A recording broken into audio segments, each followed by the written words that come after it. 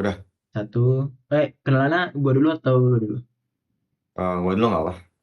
Lu. Ya, Oke. Satu, dua, tiga. Halo, selamat malam. halo teman-teman semuanya. Sebelumnya kenalin, aku Rasya Aurela Seva, aku dari FTSL, aku dari Teknik Sipil dengan NIM 150250221 dan juga partner aku. Aku Amar Rijal Hatami dari Teknik Kelautan 1552504 dan kita berdua itu dari kelompok 104. Benar banget. Oke, jadi langsung aja ya. Jadi kami bakal jelasin buat penugasan di TFT2 ini, khususnya buat materi College Adjustment, Smart Goals, implementasi College Adjustment melalui Games into the Wild, sama refleksi diri. Oke, aku bakal jelasin soal College Adjustment dan juga Smart Goals dulu. Nah, jadi teman-teman sebenarnya college adjustment itu kayak sekumpulan cara kita buat menyesuaikan diri kalau misal kita tuh lagi beranjak ke dunia perkampusan lagi ada pada saat masa transisi gitu. Biar kita tuh bisa menyesuaikan diri dan kita bisa survive, kita bisa bertahan gitu lah terhadap entah apa yang nanti terjadi waktu kita lagi ada di masa transisi ini gitu. Nah, buat college adjustment ini tuh dibagi jadi 4 yang bisa dilakuin sama mahasiswa.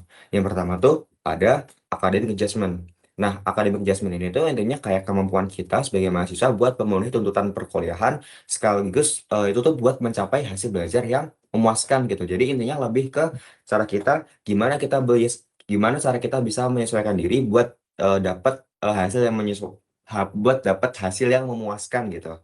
Buat dapat hasil belajar yang memuaskan. Nah, contohnya tuh kayak gimana cara kita buat menyesuaikan diri terhadap cara belajar yang baru di kuliah, terus cara dapetin ilmu yang baru, cara dapet nilai yang eh, baik kayak gimana di kuliah dan lain sebagainya. Intinya kayak lebih ke kita sama akademi kita gitu. Nah, aspek yang bisa diukur di academic adjustment ini tuh kayak ada sikap terhadap target akademik, usaha dalam menjalankan kegiatan belajar, serta kepuasan terhadap hasil pembelajaran.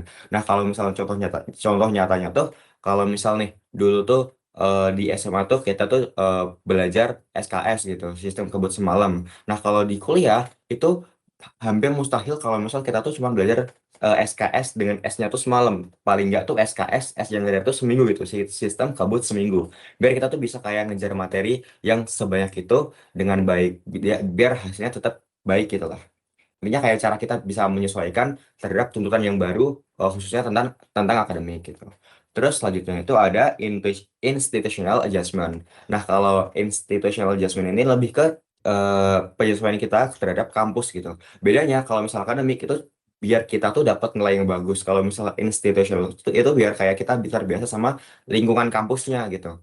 Nah, kalau misal secara definisi, institutional adjustment ini kemampuan kita sebagai mahasiswa buat membangun komitmen, keterikatan, dan juga hubungan positif dengan lingkungan kampus. Contohnya, kalau misal di dunia nyata gitu, kayak gimana cara kita buat menaati peraturan-peraturan yang ada di kampus gitu. Tentunya kan peraturan yang ada di sekolah kita yang lama sama peraturan yang ada di kampus kan beda kan, beda banget. Jadi kalau di institutional adjustment ini lebih ke neketin gimana cara kita buat kita bisa terbiasa sama hal-hal yang terkait dengan kampus. Nah, di sini jelaskan kalau misal faktor yang mempengaruhi itu ada kesesuaian nilai pribadi dengan budaya, aturan, dan iklim kampus sehingga meningkatkan kenyamanan serta motivasi buat kita bisa berkontribusi gitu. Nah, kalau misal contoh nyatanya tuh kayak kalau misal dulu kita di SMA tuh kita pakai seragam kayak gitu. Kalau di kampus ini tentunya pakainya itu bebas, tapi tentunya ada beberapa aturan yang perlu ditaati. Nah, itu tuh gimana cara kita bisa menyesuaikan dengan aturan-aturan yang baru tersebut. Terus selanjutnya ada personal emotional adjustment. Nah, kalau yang ketiga personal emotional adjustment ini tuh lebih ke kemampuan kita mengelola tantangan hidup dengan menyesuaikan perilaku dan emosi sesuai dengan situasi. Ini lebih ke kayak personal di diri kita gitu. Nah, manfaatnya itu kita bisa ini tuh bisa ngebantu kita buat menghadapi masalah secara sehat, produktif, dan juga mampu ngembangin potensi yang ada di diri kita. Nah, kalau misalnya contohnya itu kayak tentunya kan kalau misalnya nanti kita ada di masa transisi antara SMA sama kuliah, itu tuh kalau misalnya contoh nyatanya kayak gimana cara kita buat manage emosi di diri kita biar gak gampang stres, biar gak gampang burnout kayak gitu, biar eh, emosi kita tuh tetap stabil dan bisa dan kehidupan kita sehari-hari itu masih bisa berjalan dengan lancar. Nah, yang terakhir ini ada ya social adjustment. Nah, kalau misalnya social adjustment ini lebih ke diri kita sama orang lain gitu. Kayak kemampuan kita buat berinteraksi, beradaptasi, dan juga berpartisipasi secara efektif dalam lingkungan perguruan tinggi.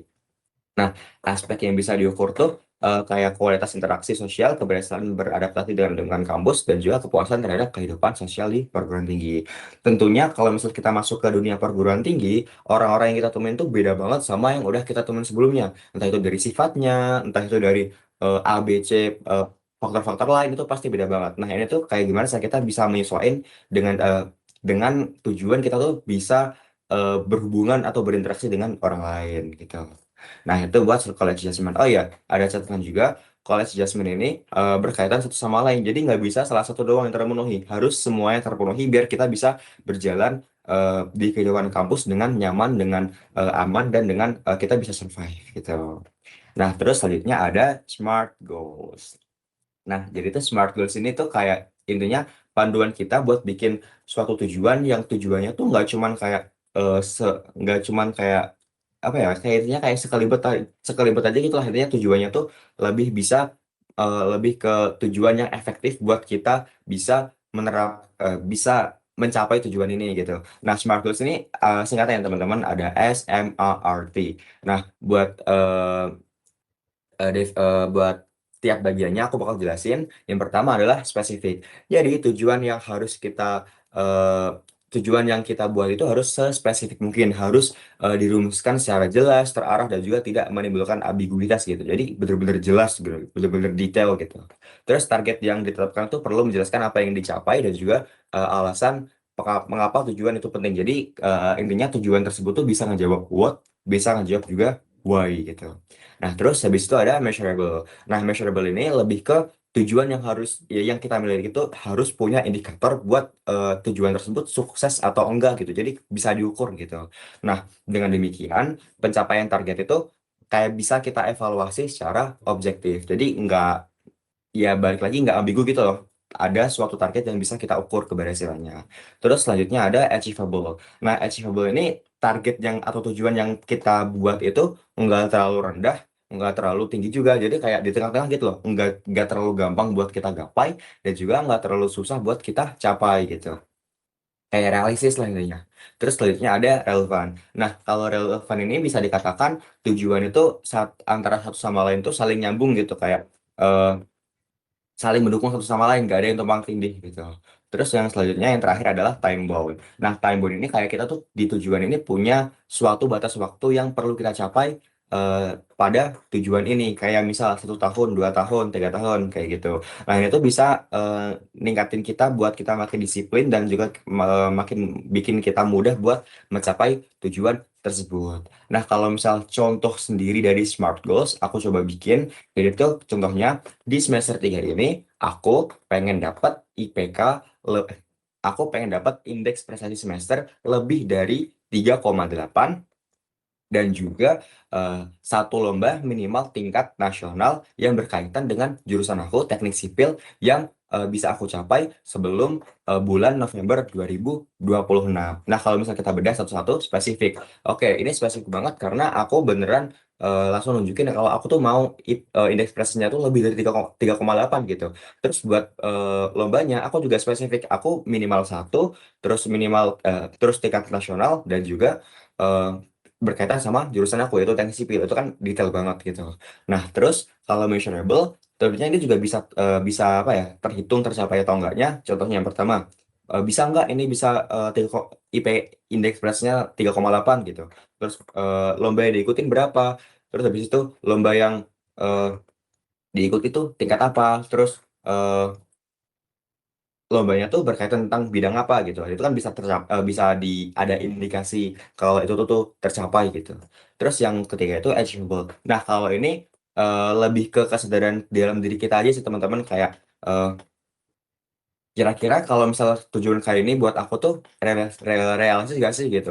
Kalau misal menurut aku sendiri, tujuan yang udah aku bikin tadi bikin tujuan yang udah aku bikin tadi itu tentunya realistis karena aku pengen indeks prestasi lebih dari 3,8 dengan minimal satu lomba. Enggak, minimal 3 lomba, terus indeks prestasi lebih dari 3,9, terus aku dapat kepanitiaan 3 gitu kan. Itu kan kayak nggak mungkin gitu kan. Tapi aku tadi bikin yang mungkin buat digapai, itu aku dapat 3,8 dan juga aku minimal ikut satu lomba gitu. Terus selanjutnya itu relevan. Nah, tujuan ini tuh apa ya, intinya kayak berkaitan satu sama lain gitu. Nah, kalau misal aku bisa bilang ini tuh relevan sama apa yang ingin aku capai nantinya. Aku tadi bilang kalau misal aku tuh pengen uh, indeks prestasi lebih dari 3,8 dan juga aku juga pengen ikut lomba yang berkaitan dengan teknik sipil. Dan ini juga tentunya relevan buat aku buat ke kehidupan aku selanjutnya yang akan bergelimang, bukan bergelimang sih, berkecimpung di dunia teknik sipil gitu. Terus selanjutnya itu ada time bound. Nah, time bound ini tentunya tadi udah aku jelasin juga secara eksplisit maupun implisit. Nah, kalau secara terang-terangan, aku tuh tadi mau ikut lomba sebelum November 2026. Nah, buat cara yang nggak terang-terangan, aku tuh pengen dapat indeks prestasi 3,8. Di mana kalau misalnya indeks prestasi lebih dari 3,8 itu eh, dicapai pada saat akhir semester. Nah, itu kan kayak secara apa ya, secara tersirat gitu kan. Nah, tapi yang secara yang benar-benar tersurat langsung, aku tadi nyebutin kalau misal aku tuh pengen dapat lomba sebelum November 2026. Nah, itu buat eh, college adjustment dan juga smart goals. Buat yang selanjutnya bakal dijelasin sama partner. Oke, hari ini kita akan menjelaskan tentang implementasi college adjustment melalui games into the wilds. Nah, kalau di misi pertama, kita akan menjawab pertanyaan untuk mendapatkan 3 anak buah panah, di mana ada aturan kalau bisa dapat anak panah tanpa mengurangi emas, atau tidak menjawab sama sekali tidak mengurangi emas, atau jawabannya salah mengurangi 20 emas. Nah, ini tuh ngebuat apa ya? Bisa diambil refleksi kalau dalam bagian akademik di misi satu ini tuh pentingnya perencanaan dan keberanian dalam mengambil risiko. Risiko apa? Risiko menjawab walaupun salah atau benar saat memilih strategi. Kalau untuk di bagian sosial yaitu bersikap proaktif, mengajak berdiskusi. Ini tuh kayak ini tuh mending dijawab atau enggak gitu. Nah, kalau untuk misi yang kedua, di mana misinya itu adalah membuat lubang atau membuat api unggun. Nah, di misi ini kita bisa ambil pelajaran di bagian akademik yaitu menyesuaikan strategi secara proaktif dan mencari cara baru. Kita tuh bisa bernegosiasi dengan orang lain gitu. Tapi kita negosiasi dulu dengan orang-orang di kelompok kita dan bertanggung jawab dengan keputusan-keputusan kalian tersebut.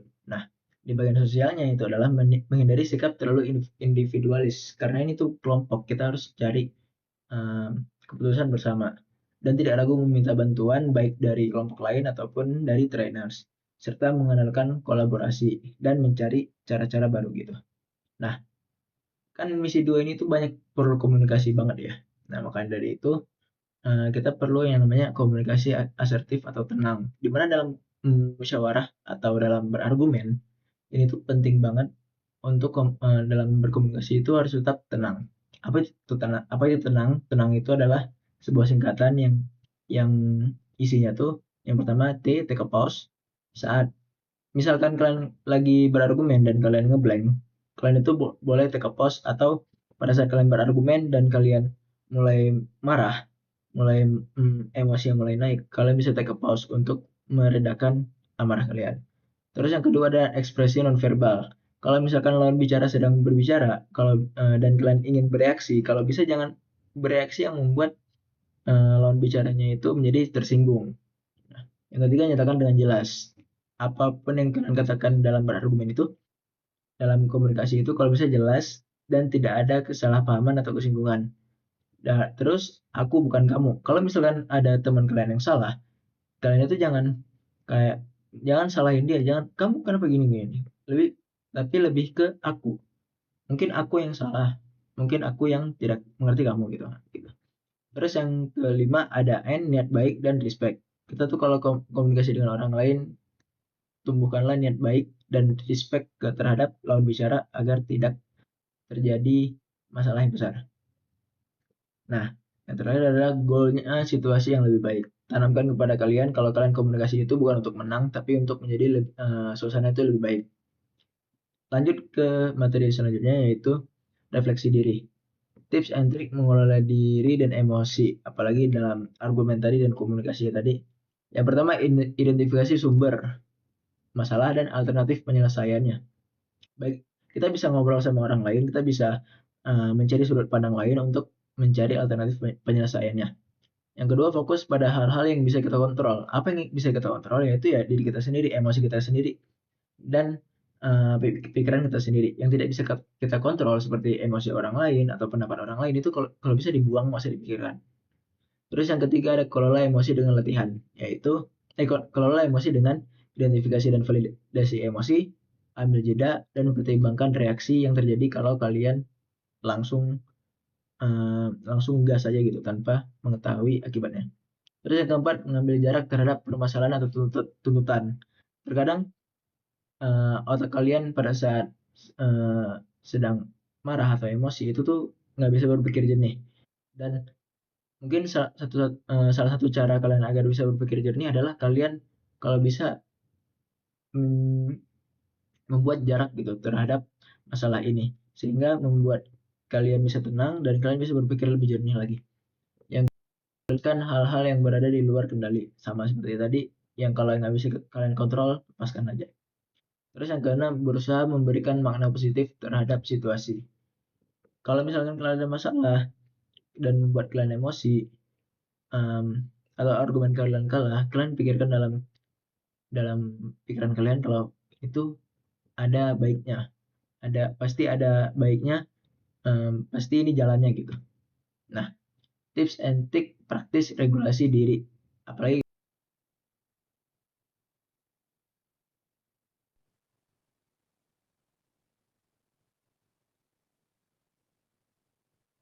kalau tadi.